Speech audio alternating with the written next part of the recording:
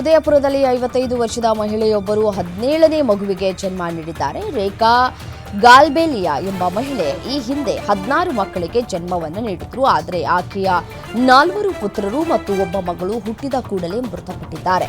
ಅವಳ ಉಳಿದಿರುವ ಮಕ್ಕಳಲ್ಲಿ 5 ಮದುವೆಯಾಗಿದ್ದು ಮಕ್ಕಳು ಕೂಡ ಇದ್ದಾರೆ.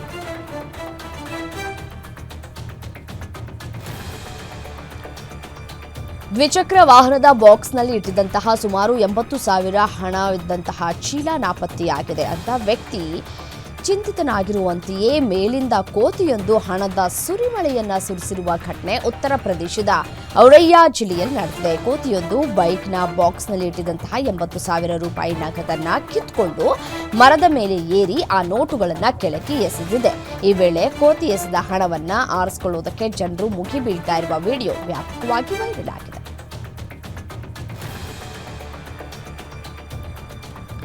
ಭಾರತ ಪಾಕಿಸ್ತಾನ ಯುದ್ಧ ನಿಂತು ಹಲವು ತಿಂಗಳುಗಳು ಕಳೆದರೂ ಅಮೆರಿಕ ಅಧ್ಯಕ್ಷ ಡೊನಾಲ್ಡ್ ಟ್ರಂಪ್ ಮಾತ್ರ ತನ್ನಿಂದ ಯುದ್ಧ ನಿಂತಿತು ಅನ್ನೋದನ್ನು ಮಾತ್ರ ಬಿಡುವಂತೆ ಕಾಣ್ತಾ ಇಲ್ಲ. ಮೇ ತಿಂಗಳಲ್ಲಿ ಭಾರತ ಮತ್ತು ಪಾಕಿಸ್ತಾನದ ನಡುವಿನ ಸಂಭಾವ್ಯ ಪರಮಾಣು ಯುದ್ಧವನ್ನ ನಿಲ್ಲಿಸಿದ್ದು ನಾನೇ ಅಂತ ಟ್ರಂಪ್ ಪುನರುಚ್ಚರಿಸಿದ್ದಾರೆ. ಭಾರತಕ್ಕೆ ಅಮೆರಿಕ ತೆರಿಗೆ ಶಾಕ್ ನೀಡಿದೆ. ಭಾರತದಿಂದ ಅಮೆರಿಕಾಗೆ ರಫ್ತಾಗುವ ಸರಕುಗಳ ಮೇಲೆ ಟ್ರಂಪ್ ವಿಧಿಸಿರುವ 50% ಸುಂಕ ನೀತಿಯೂ ಜಾರಿಗೆ ಬಂದಿದೆ. ಭಾರತದ ಸರಕುಗಳಿಗೆ 50% ಆಮದು ತೆರಿಗೆಯನ್ನ ಜಾರಿಗೆ ತರಲಾಗಿದೆ ಅಂತ ಅಮೆರಿಕ ಹೇಳಿದೆ.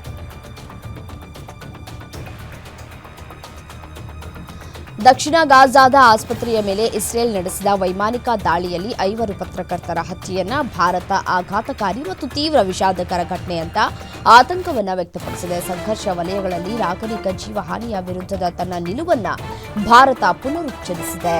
ಮೊನ್ನೆ ಸೋಮವಾರ ಖಾನ್ ಯೂನಿಸ್ನಲ್ಲಿರುವ ನಾಸರ್ ಆಸ್ಪತ್ರೆಯ ಮೇಲೆ ಇಸ್ರೇಲ್ ಪಡೆಗಳು ನಡೆಸಿದಂತಹ ವೈಮಾನಿಕ ದಾಳಿಯಲ್ಲಿ ಮೃತಪಟ್ಟ 21 ಜನರಲ್ಲಿ 5 ಪತ್ರಕರ್ತರು ಮೃತಪಟ್ಟಿದ್ದರು. ತಾವಿ ನದಿಯಲ್ಲಿ ಪ್ರವಾಹ ಉಂಟಾಗುವ ಸಾಧ್ಯತೆ ಹೆಚ್ಚಿದ್ದು ಉತ್ತರ ರಾಜ್ಯಗಳಲ್ಲಿ ನಿರಂತರ ಮಳೆಯಾಗ್ತಾ ಇರುವುದರಿಂದ ಪ್ರಮುಖ ಅಣೆಕಟ್ಟುಗಳಿಂದ ಹೆಚ್ಚುವರಿ ನೀರನ್ನು ಬಿಡುಗಡೆ ಮಾಡಲಾಗ್ತಾ ಇದೆ ಅಂತ ಭಾರತ ಪಾಕಿಸ್ತಾನಕ್ಕೆ ಹೊಸ ಎಚ್ಚರಿಕೆಯನ್ನ ನೀಡಿದೆ. ವಿದೇಶಾಂಗ ಸಚಿವಾಲಯದ ಮೂಲಕ ಪಾಕಿಸ್ತಾನಕ್ಕೆ ಕಳುಹಿಸಲಾದ ಎಚ್ಚರಿಕೆಯನ್ನ ಮಾನವೀಯ ಆಧಾರದ ಮೇಲೆ ನೀಡಲಾಗಿದೆ ಅಂತ ಮೂಲಗಳು ತಿಳಿಸಿವೆ. ತಾವಿ ನದಿ ಹಿಮಾಲಯದಲ್ಲಿ ಹುಟ್ಟಿ ಜಮ್ಮು ವಿಭಾಗದ ಮೂಲಕ ಹಾದು ಹೋಗಿ ಪಾಕಿಸ್ತಾನದ ಚೆನಾಬ್ಗೆ ಸೇರುತ್ತೆ.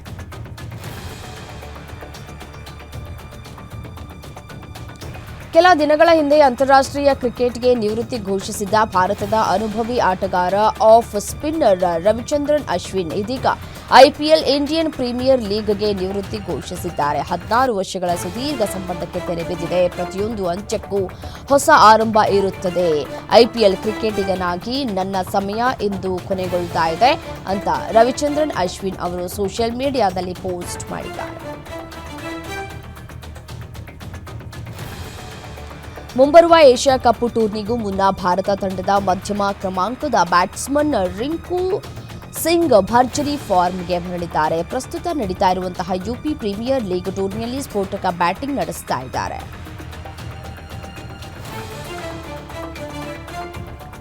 ಸೂರ್ಯಕುಮಾರ್ ಯಾದವ್ ನಾಯಕತ್ವದ ಭಾರತ ತಂಡ ಏಷ್ಯಾ ಕಪ್ ಟೂರ್ನಿಯಲ್ಲಿ ಚಾಂಪಿಯನ್ ಆಗಬಹುದು. ಆದರೆ ಈ ತಂಡದ ಮೂಲಕ ಮುಂದಿನ ವರ್ಷ ನಡೆಯುವ ಟಿ20 ವಿಶ್ವಕಪ್ ಅನ್ನು ಗೆಲ್ಲುವುದು ಅನುಮಾನ ಅಂತ ಮಾಜಿ ಟೀಮ್ ಇಂಡಿಯಾ ನಾಯಕ ಕೃಷ್ಣ ಮಾಚಾರಿ ಭವಿಷ್ಯ ನುಡಿದಿದ್ದಾರೆ.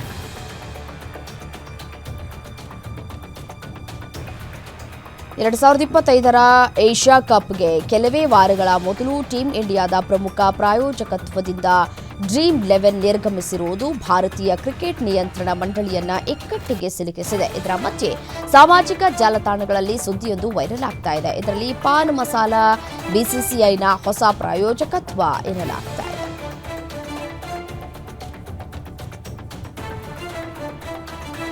ದಶಕಗಳ ಕಾಲ ಆಸ್ಟ್ರೇಲಿಯಾ ಕ್ರಿಕೆಟ್ನ ಮಧ್ಯಮ ಕ್ರಮಾಂಕದ ಜೀವಾಳವಾಗಿದ್ದ ಮೈಕೆಲ್ ಕ್ಲಾರ್ಕ್ ಗಂಭೀರ ಆರೋಗ್ಯ ಎದುರಿಸ್ತಾ ಇದ್ದ ಈ ವಿಚಾರ ಇಡೀ ಜಾಗತಿಕ ಕ್ರಿಕೆಟ್ ಲೋಕವನ್ನೇ ತಲ್ಲಣಿಸಿದೆ. ಆಸ್ಟ್ರೇಲಿಯಾದ ಅತ್ಯುತ್ತಮ ಬ್ಯಾಟ್ಸ್ಮನ್ಗಳಲ್ಲಿ ಒಬ್ಬರಾಗಿರುವಂತಹ ಮೈಕೆಲ್ ಕ್ಲಾರ್ಕ್ ಅವರು ಚರ್ಮದ ಕ್ಯಾನ್ಸರ್ನಿಂದ ಬಳಲ್ತಾ ಇದ್ದು, ಈ ಕುರಿತು ಸ್ವತಃ ಕ್ಲಾರ್ಕ್ ಸಾಮಾಜಿಕ ಮಾಧ್ಯಮಗಳಲ್ಲಿ ಬಹಿರಂಗಪಡಿಸಿದ್ದು, ಆಸ್ಪತ್ರೆಯಲ್ಲಿ ಚಿಕಿತ್ಸೆಯನ್ನು ಪಡಿತಾ ಇದ್ದೇನೆ ಅಂತ ಶೇರ್ ಮಾಡಿದ್ದಾರೆ.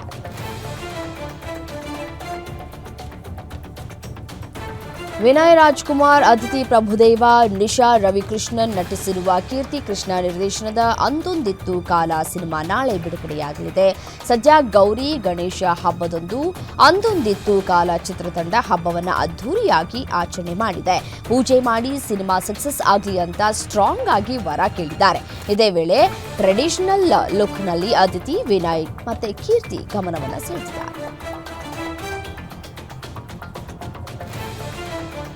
ಪ್ರವೀಣ್ ಶೆಟ್ಟಿ, ರೇಷಿಕಾ ನಾಯಕ್ ಅಭಿನಯಿಸಿ ಸುರಾಗ್ ನಿರ್ದೇಶನ ಮಾಡಿರೋ ನಿದ್ರಾದೇವಿ ನೆಕ್ಸ್ಟ್ ಡೋರ್ ಚಿತ್ರ ಸೆಪ್ಟೆಂಬರ್ 12ಕ್ಕೆ ಬಿಡುಗಡೆಯಾಗ್ತಾ ಇದೆ. ಸದ್ಯ ಚಿತ್ರದ ಹಾಡೊಂದನ್ನು ಸೋನು ನಿಗಮ್ ಹಾಡಿದ್ದು ಅದನ್ನು ರೀಪ್ಲೇಸ್ ಮಾಡಬೇಕು ಅಂತ ಚಿತ್ರತಂಡ ನಿರ್ಧರಿಸಿತ್ತು. ಆದರೆ ಫಿಲ್ಮ್ ಚೇಂಬರ್ ಸಲಹೆ ಮೇರೆಗೆ ಸೋನು ನಿಗಮ್ ಧ್ವನಿ ಆ ಹಾಡಿಗೆ ಒಪ್ಪಿದೆ. ಹೀಗಾಗಿ ಸೋನು ಅವರ ಧ್ವನಿಯಲ್ಲೇ ಈ ಹಾಡು ಥಿಯೇಟರ್ನಲ್ಲೂ ರಿಲೀಸ್ ಆಗುತ್ತೆ ಅಂತ ನಿರ್ಮಾಪಕ ಜಯರಾಮ್ ಮಾಹಿತಿಯನ್ನು ಹಂಚಿಕೊಂಡಿದ್ದಾರೆ.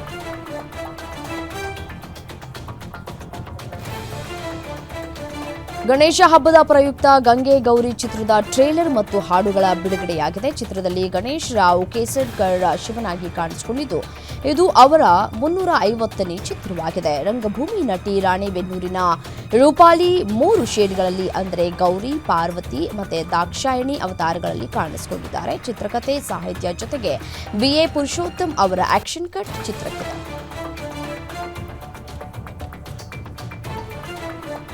ಮದುವೆ ಸಂಭ್ರಮದಲ್ಲಿರುವ ಆಂಕರ್ ಅನುಶ್ರೀ ಮನೆಯಲ್ಲಿ ಸಂಭ್ರಮ ಕಳೆಗಟ್ಟಿದೆ. ಎಲ್ಲಾ ಶಾಸ್ತ್ರಗಳನ್ನ ಕುಟುಂಬಸ್ಥರು ಆಪ್ತರ ಸಮ್ಮುಖದಲ್ಲಿ ಸಡಗರದಿಂದ ಮಾಡಲಾಗ್ತಾ ಇದೆ. ಇದೀಗ ಅನುಶ್ರೀ ಹಳದಿ ಶಾಸ್ತ್ರದ ವಿಡಿಯೋ ಹರಿದಾಡ್ತಾ ಇದೆ. ಹಳದಿ ಶಾಸ್ತ್ರದ ಹಿನ್ನೆಲೆ ಇಡೀ ಹಾಲ್ ಹಳದಿಮಯವಾಗಿತ್ತು. ಹಳದಿ ಹೂ, ಹಾಸು ಮತ್ತೆ ಉಡುಗೆ ತೊಡುಗೆಯೇ ಕಂಡು ಬಂದಿದೆ. ಈ ಸಂದರ್ಭದಲ್ಲಿ ಮತ್ತೆ ಅನುಶ್ರೀ ಹಾಗೂ ರೋಷನ್ ಹಳದಿ ಬಟ್ಟೆ ತೊಟ್ಟು ಮೈತುಂಬ ಹಳದಿಯನ್ನ ಹಚ್ಚಿ ಸಂಭ್ರಮಿಸಿದ್ದಾರೆ.